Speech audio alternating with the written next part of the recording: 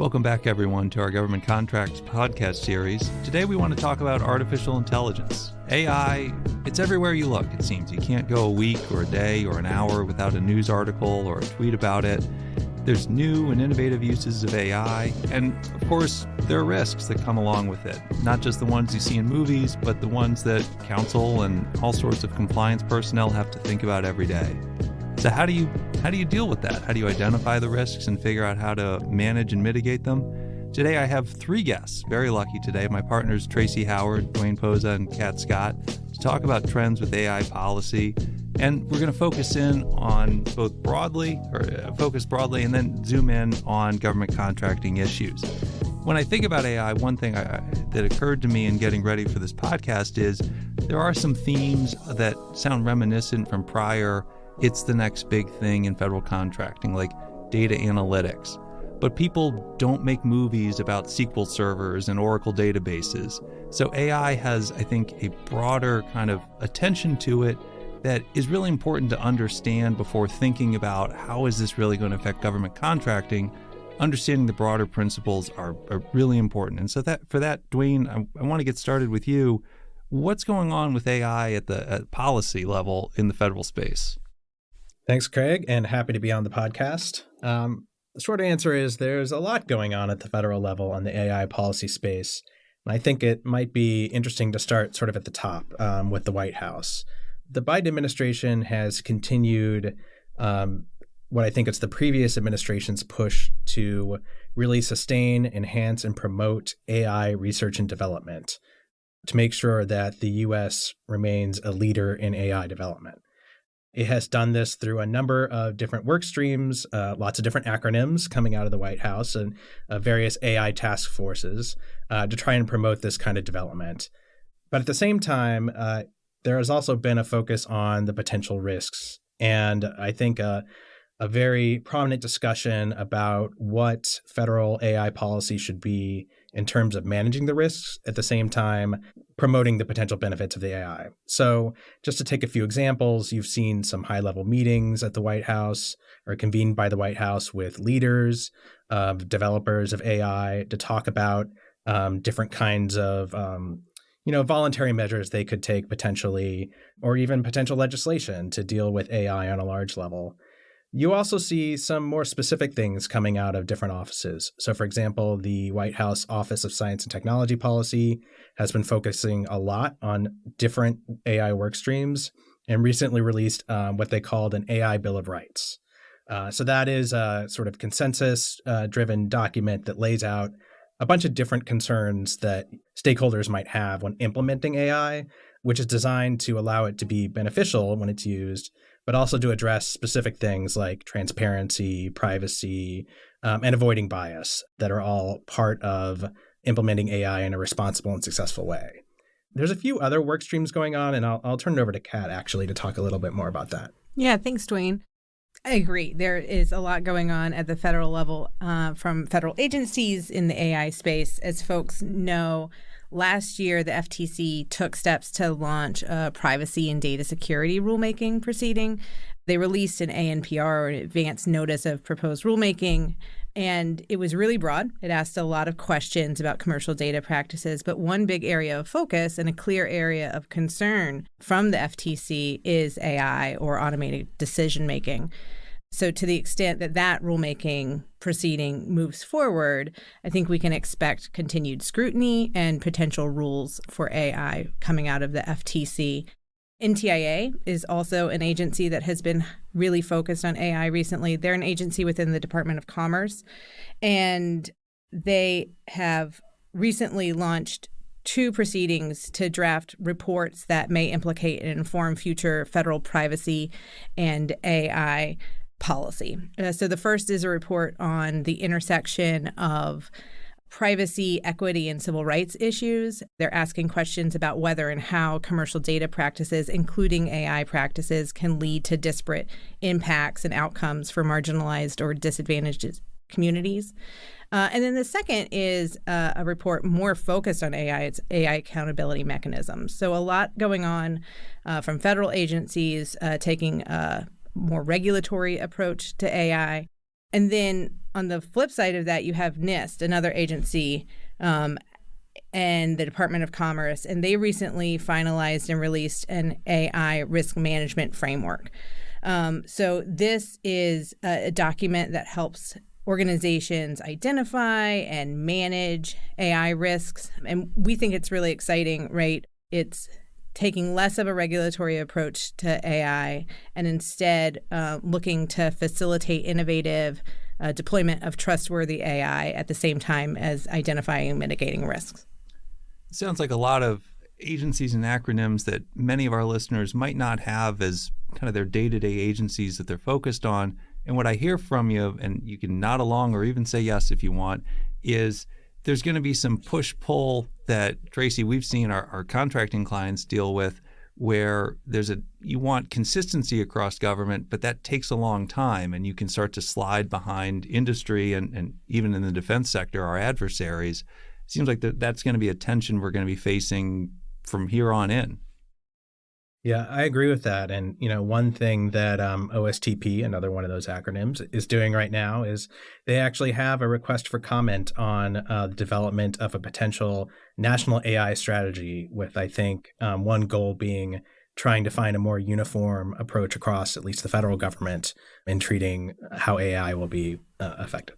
And we see that a lot in other spaces too, privacy, cybersecurity, this risk of fragmentation. Everybody's interested, everybody sees the risks and the potential benefits, and everybody wants to get in on the action. Just adding to what Duane was saying, I think the other thing that we have to think about in this space is state action, right? States are not ignoring the AI trends either, and we're seeing state agencies and state legislatures looking to address the potential risks of AI too. So that all adds to this issue of fragmentation. That's a great point, Kat. It reminds me of the conversation we had a few months ago about state privacy laws, and exactly. it can get dizzying quickly trying to manage all of this. But then going from policy to what's showing up in my contract. So I'm a federal contractor. I might think about, well, AI is going to affect me in one or more of three ways. It could be what I'm actually signing up in the contract to deliver. It could be something I use as a tool to deliver something else, like I use an AI program to engineer a change to a jet wing. Or it could be what the government uses to either award or manage my contract, manage pricing. Those seem to me like the three basic ways that I might categorize the impacts on me. But when I sit down with my paper copy of the FAR and the DFARs, Tracye, what am I going to find there? You're going to find nothing. And so just to be clear, the government is already buying AI today. And, DOD tried to do an inventory a couple of years ago. They came up with 700 or so projects that involve AI to some extent or another. And obviously other agencies have that too. And so the government's already buying this. And Craig, as you said, there's nothing in the FAR and the Federal Acquisition Regulation, which is our Bible of government contracts. There's also nothing in the DFARs, the DoD supplement to the FAR. And so we have all of these agencies doing different things. And even not just across different agencies, but maybe within an agency, different buying offices are doing different things, applying different standards, having different requirements. And so I think it is a bit of an opportunity, some of these government-wide efforts that Duane and Kat were talking about, to maybe bring some standardization to the process and have contractors not being forced to try to comply with different requirements across different agencies of the government. And so what we've seen, this is similar to what we've seen in cybersecurity and some other spaces up to now, is contractors tend to be in federal procurement, generally tend to be sort of, I don't want to say the guinea pig, but kind of the first area that gets regulated or has standards applied to it. And this is because historically, often different administrations of both parties and Congress of both parties have trouble agreeing on things. And how to apply them to sort of private industry writ large. And so they try to maybe apply some standards and requirements to government contractors as a starting place, with the hope that maybe that will trickle out into the broader economy. And so we've seen this for many years in the space of sort of, labor and employment and wage and hour requirements. More recently, we've seen it with cybersecurity, both with sort of breach reporting and then broader cybersecurity requirements. And now, most recently, we're seeing it with software development requirements, where the government is rolling out these, to some extent, aspirational requirements that they think everyone should comply with. They're requiring government agencies and contractors to comply with them, and then putting them out as standards that they think are a good policy for others in the industry to comply with on a voluntary basis. And so, bringing that down to a little more granular level, so OMB is going to be releasing a draft policy this summer on AI use across the government. Obviously, that's going to affect contractors. And so it could affect contractors in sort of how they, as Craig was referencing, solutions that they're delivering to the government. And those standards that apply to the government would apply, I think, equally to whatever is being delivered by the contractor. It may also apply to those things that you're sort of using in the background, the second category that Craig was talking about, where, these AI policies that apply to government agencies might also apply to those things that contractors are using to develop the solutions for the government, but not actually delivering to the government. And so all this, I'm looking at all three of you because we are actually in person, and AI can feel a little overwhelming. You're responsible. It's not like cybersecurity we give to the InfoSec people, or an equal employment issue that's developing that goes maybe to HR or benefits or whatever. This can feel all-encompassing. We talked about privacy and the employment aspects, and kind of the FAR and DFARs don't really have a framework for, say, a contracting officer to interact with. And I can think about all sorts of issues, like how do I explain decision-making by an AI feature to an inspector general agent who has questions about how we did something on a contract? But you got to start somewhere. And so I'm a federal contractor. If I'm sitting here going, I'm not Joe or Jane, artificial intelligence, what can I do today to start getting the information I need and start making sure my company is moving in the right direction from a policy perspective or a practice perspective to be caught up in where we need to be for AI looking ahead? So I think one thing to do is just assess what it is that you're using in your company today. Are there any products and services that you're either providing to the government or using for your own business purposes that include AI? Understand what it is that you have, where you're utilizing them, how you're utilizing them. And so at least you'll know when these standards come out, if they come out, what they're going to be applied to.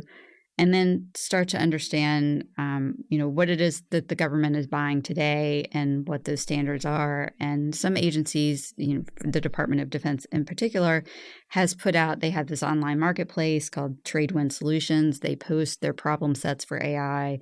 And, you can understand, here's what the government's currently seeking and sort of where they're going, and understand how that fits with your business. I think another thing that companies can do is to really get familiar with and work to adopt and conform their existing practices with the set of best practices that I think you can find in AI already. I talked earlier about the AI Bill of Rights that came out of the White House, and that's sort of one roadmap.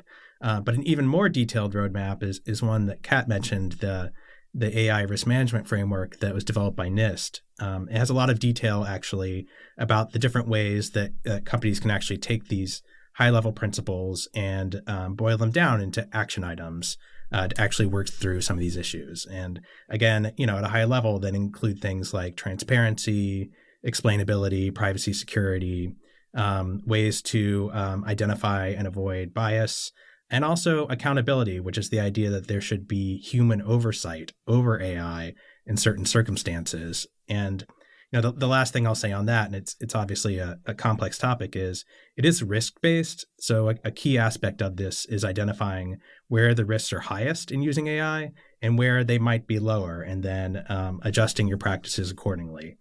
And I think also really thinking about the governance structure that goes around it. So Craig, you talked about, who is the person who's going to be responsible? Well, I don't think there's one single framework, but ultimately there has to be a structure of folks who have insight into what's going on with AI. And it probably needs to be a group of people who include technologists, probably some lawyers, and business folks who can all sort of look at what's going on and make sure that there's proper oversight as it's being rolled out. Yeah, I agree with all of that. I think The only other thing that I would chime in here is that companies really should be looking inward, right? Even if you're not contracting with the government for goods or services that use AI, you should definitely be looking at your internal policies and procedures and making sure that they're set up to deal with internal uses of AI tools. So, for example, we recommend that organizations establish or update their policies and procedures to account for employee use of generative AI tools. This could include updating your organization's acceptable use policy or developing a standalone generative AI policy. We also encourage organizations to look at the representations they make to their customers to understand if those need to be updated to be transparent about any internal AI uses.